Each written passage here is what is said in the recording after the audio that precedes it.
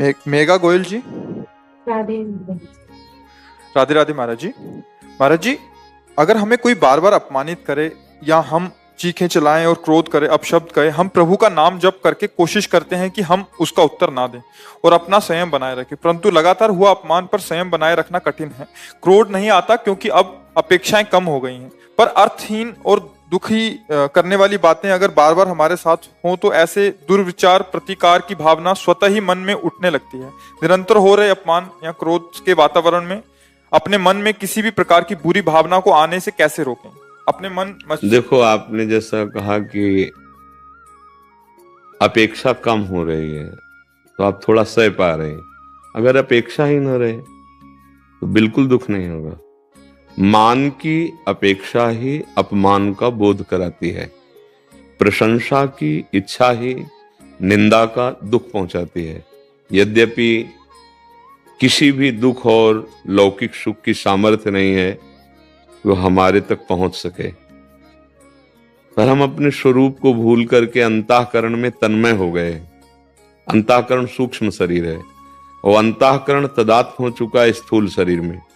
मैं स्त्री हूं, मैं पुरुष हूं, मैं अच्छा कर्म करती हूं और ये बुरा कर्म कर रहा है। यही दुख का कारण है। इसको हम बाहरी किसी सहयोग से या परिस्थिति के परिवर्तन से सुधार नहीं कर सकते। विवेक के द्वारा बचा जा सकता है। अगर विवेक का प्रयोग ना करो तो हृदय जलेगा और आपका वो क्षण आएगा जब आप उसी वृत्ति से युक्त होकर के वैसे ही बर्ताव कर बैठेंगे। फिर आप साधक नहीं रह जाएंगे, फिर आप एक संसारी पुरुष जैसा बर्ताव हो जाएगा। हम मान की इच्छा रखते हैं तभी हमें अपमान बुरा लगता है। कौन किसका अपमान कर रहा है? सामने उसके हृदय में प्रभु हैं। हम जब प्रभु भावना से युक्त होंगे, वही प्रभु यहां बैठे हैं। अगर भक्ति से देखें और ज्ञान से देखें तो एक आत्म तत्व के सिवा कोई है नहीं, तो किसका कौन अपमान कर रहा है? एक बार पूज्यपाद श्री उड़िया बाबा जी महाराज हरि बाबा जी के साथ एक बहुत बड़े उत्सव में गए हुए थे जहां बड़े बड़े महापुरुष आए हुए थे। तो हरि बाबा जब कीर्तन करवाते थे तो घंटानाद करते हुए सबसे प्रणव बुलवाते थे, ओम, सबसे पहले। इस बात का कुछ काशी के जो महापुरुष जन विद्वान थे उन्होंने निषेध किया कि सबको प्रणव बोलने का अधिकार नहीं है। उड़िया बाबा जहां कीर्तन होता था वहां बैठे। तो बाबा से कहा गया कि आप रोकिए हरि बाबा को कि ये प्रणव। उन्होंने कहा हरि बाबा भगवत प्राप्त महापुरुष है, वो जो भी कर रहे हैं सब मंगल कर रहे हैं, उनके ऊपर शासन नहीं लग सकता। तो फिर उस सभा में जिन्होंने विरोध किया था वो भी थे। जब उनको माइक मिला, बाबा अपने स्वरूप में हर समय रहते थे, स्मृतिमान ब्रह्म। तो निंदा शुरू की उड़िया बाबा की। वो इतने अनुगामी शिष्य ऐसे विद्वान उद्भट थे कि एक क्षण में जबान बंद, सब उकसे एकदम। बाबा ने सबको ऐसे ऐसे रोक दिया, शांत रहे। आधा घंटा तक वो बाबा की निंदा करते रहे। बाबा शांत। जब सब सभा उठी, बाबा उठे। जेवी कुटिया पे आए तो जो उनके प्रधान शिष्य थे, बहुत उच्च कोटि के, तो उनका बाबा आप आदेश क्यों रोक क्यों दिया, आदेश क्यों नहीं दिया, हम 2 मिनट में उनका मुंह बंद कर देते। तो बोले यही सत्संग सुना है ना, यही आपने अभी तक सत्संग सुना है। वो किसकी निंदा कर रहे थे? शरीर की। वो तो हम भी करते हैं। जो आत्म तत्व वहां से वही आत्म तत्व यहां है। कौन किसकी निंदा कर रहा है? देहाभिमान जब तक गलित नहीं होता तब तक ये बात आपको समझ में नहीं आएगी। शत्रु मित्र सम जान, मान मान अपमान सम, दुख सुख लाभ न हानि, यह जो कृपा हरिवंश की।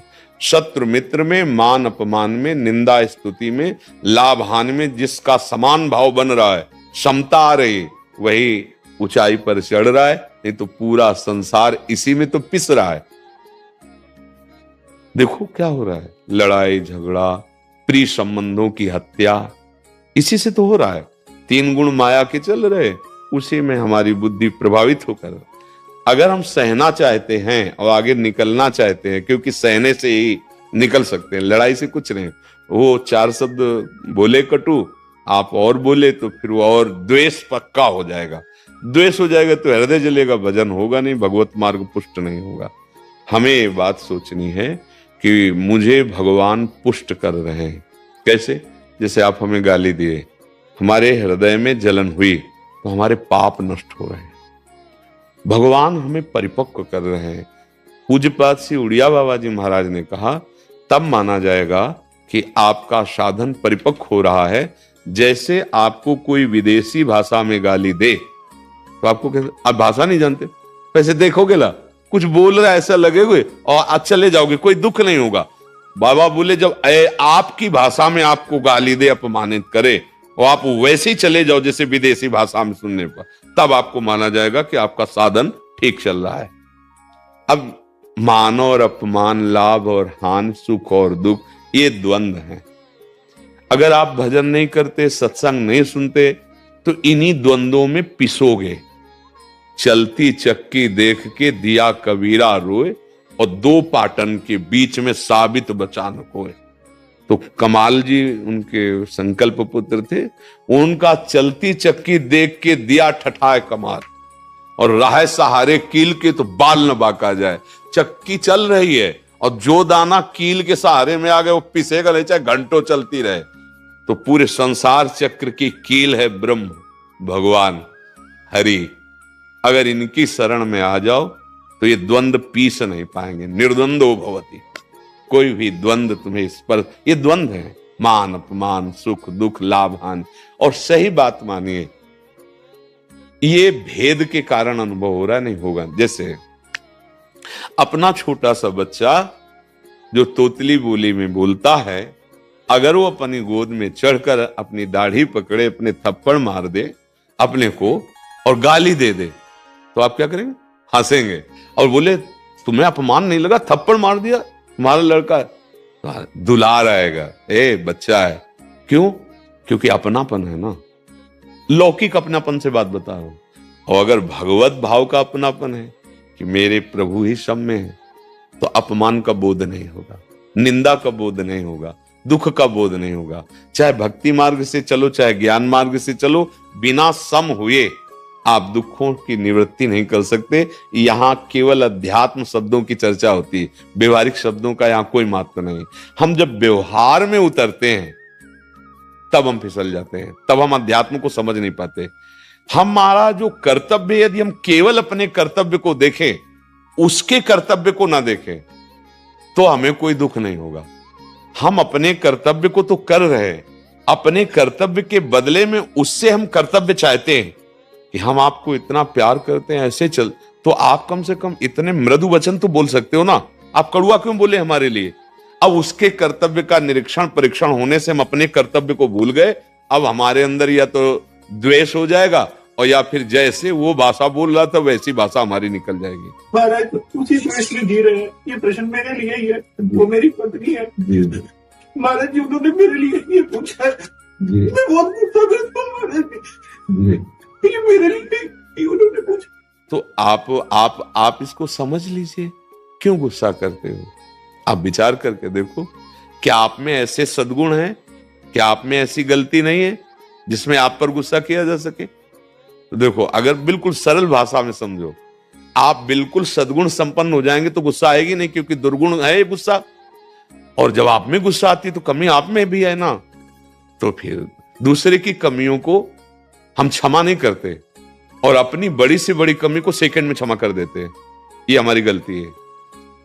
परमार्थिक पथिक अपनी गलतियों को क्षमा नहीं करता, दूसरी की गलतियों को क्षमा करता है, तभी वो ऊंचाई पे चढ़ता है। ए भाई, काहे को गुस्सा करे? क्यों गुस्सा करे? अगर मान लो कोई अनजाना व्यक्ति हमसे अपमानजनित क्रिया कर रहा है, तो बेचारे की बुद्धि ऐसी है। अगर कोई अपने घर में है और वो कर रहा है तो वो ना समझ, हमको अपनी समझ ठीक करनी है, हमको उसके साथ प्रियता का ही बर्ताव करना है।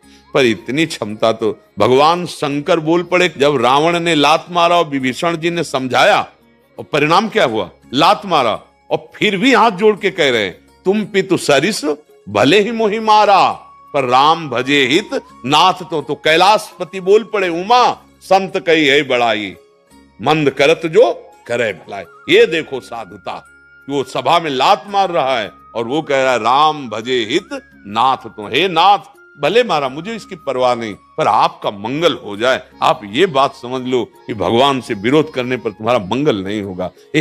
हमको थोड़ा समझना पड़ेगा, क्यों गुस्सा करते हैं? ये गुस्सा की वृत्ति हमारी गलती है। हम दूसरे की बात सोचकर सुनकर क्रोध धारण करते हैं, तो क्रोध तो त्रिविधम नरकस्येदम द्वारम, ये 3 नरक के द्वार है, कामा क्रोधा तथा लोभा। हम तो नरक जाने वाला मार्ग तय कर रहे हैं, गलती हम कर रहे हैं, हमें क्रोध नहीं करना। देखो, अगर हम क्रोध ना धारण करके प्रियता से बर्ताव करते रहे और सच्चाई से, तो सामने वाले को बदलना पड़ेगा, पक्का बदलना पड़ेगा। बहुत बड़ी सामर्थ्य प्रियता में होती है, और अगर नहीं बदलता और आप सह रहे हो, तो उसको ऐसा भयानक दंड मिलेगा कि उसे टूटना पड़ेगा, बदलना पड़ेगा। ऐसा नहीं है, सत्य में सामर्थ्य होती है। हम क्रोध क्यों करें? कारण क्या है क्रोध का? अज्ञान, अज्ञान, कामना, कामा संजायते क्रोधा, क्रोधा स्मृति विभ्रमा, स्मृति भ्रंशात बुद्धिनाशो, बुद्धिनाशात प्रणश। आप कामना करते हैं अपने कर्तव्य को ना देखकर सामने वाले से, तो आपको गुस्सा आता है, आप लड़ते हो। ऐसा नहीं। जिसने मान लो आपकी पत्नी है, उसने आपको जीवन समर्पित किया है, अगर कोई त्रुटि हो जाती है तो प्यार से समझा दीजिए। 100 बार नहीं समझ में आता तो 101 बार हम प्रयास करेंगे। हमारा कर्तव्य ये नहीं होना चाहिए, ना इनका आपके प्रति और ना आपका इनके प्रति, और ना हमें समाज के प्रति। अब जैसे कहते कि भगवान युद्ध के लिए अर्जुन को कह रहे हैं, तो तुम युद्ध थोड़ी कर रहे हो, धर्म संज्ञक युद्ध भूमि में थोड़ी आए हो। तुम एक समाज में रह रहे हो इन विकारों पर विजय प्राप्त करने के लिए। तुम्हारे सामने युद्ध थोड़ी कर, पत्नी कोई तुम्हारी द्रोही युद्ध है क्या? विपक्ष में खड़े कर? नहीं, ये घर की समस्या है। परिवार में अनुकूलता प्रतिकूलता जनित बर्ताव होते रहते हैं। आपको इतना गंभीर बनना है। अगर परमार्थ की बात समझो, तो किसी के प्रति भी आपका कड़ुआ व्यवहार ना हो, आपके प्रति जो कड़ुआ व्यवहार उसे सह जाओ, तो आप महान बन जाओगे, आप सुखी हो जाओगे। क्यों? अब बताइए, कोई संशय आपको? हाँ, नहीं, आप समझ लिए। कभी कभी जब हम सामने वाले के कर्तव्य को केवल देखते हैं, तब हमें गुस्सा आ जाता है। अगर हम उस समय देखें कि उसकी जगह अगर हम ऐसा आचरण करते होते, तो क्या होता? अरे, उससे गलती हो रही, हमें क्षमा करना है, प्यार से बढ़ाना है, बहुत शांति, बहुत सुख। नहीं, घर घर में कलह, पिता पुत्र में कलह, पति पत्नी में कलह, कैसे कैसा अज्ञान बढ़ रहा है। क्या हो रहा है? क्या यही प्रेम है? क्या यही मानव जीवन का स्वरूप है? अब कह दे कि सब बदल जाएंगे, तो सब नहीं बदलेंगे, नहीं बदलेंगे, क्योंकि कोई सुनना नहीं चाहता, कोई अपने को बदलना नहीं चाहता। जैसे आप चाहे पत्नी की प्रेरणा मान ले, चाहे भगवान की प्रेरणा मान ले, आप जैसे आए हैं, सुन रहे हैं, इस पर विचार करें, थोड़ा धैर्य धारण करें, नाम जप करें, तो अभी ठीक होने लगेगा। ये जो साधुता है अंदर की, यही भगवान को प्रिय है। वो पैंट शर्ट में भी हो सकती है और वो इस भेष में हो सकती है। जो असाधुता है वो भगवान को अप्रिय है।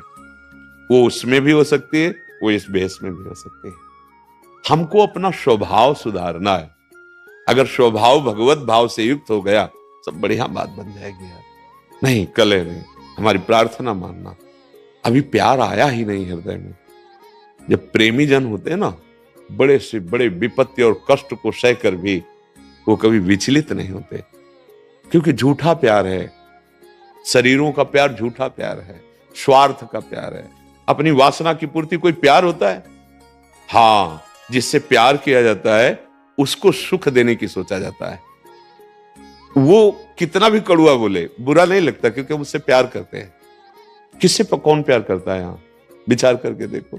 अपनी वासना से, अपनी इच्छा से, अपनी कामना। हमारी इच्छा के विरुद्ध हुआ तो फिर हम उसको, या आगे बढ़ी तो हिंसा में उतर जाएंगे। यही हो रहा है। अब देख लो, सहोदर भ्राता, थोड़ी सी इच्छा की पूर्ति में बाधा पड़ी बंटवारे में, दूसरे की हत्या कर दी भाई की। क्या हो रहा है?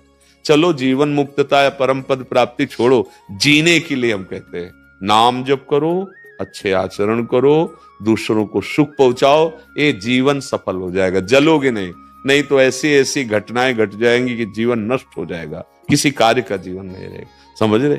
अगर ज्यादा क्रोध बढ़ जाएगा तो हिंसा में उतर जाएगा, बुद्धि काम नहीं करेगी। इसका शमन करना सीखो। जहां गुस्सा लगे चल दो, बात मत करो, मौन हो जाओ, राधा राधा बोलने लगो, राधा राधा राधा राधा राधा। यही उपाय है शांत करने। हृदय जलेगा नहीं, उस समय कम हो जाओ, उस समय हटो वहां से, अपने को बचा लो। थोड़ी देर बाद वो गुस्सा शांत हो जाएगा, फिर बात कर लो। अगर लगता है इससे बात करने में फिर आ जाएगा तो 1-2 दिन चुप रहो। कोई ऐसी बात नहीं कि घर से बाहर निकल गए भागे, नहीं, 1-2 दिन चुप रहो, शांत रहो। तो सहनशीलता हमें लगता है कि अगर धारण करे तो परिवार बड़ा सुखी हो जाएगा। अगर हम लड़ाई झगड़ा करेंगे ठीक नहीं। और ये सहनशीलता है कि नाम जपने से, इसीलिए हम चिल्लाते हैं राधा राधा राधा राधा राधा राधा। तुम्हें जो प्रिय नाम लगे, राम कृष्ण हरि, भगवान का नाम जप करो, भगवान के आश्रित हो जाओ, तुम्हारा जीवन सार्थक हो जाएगा। क्रोध, हिंसा, द्वेष, इसी में हमारा जीवन बर्बाद कर दे।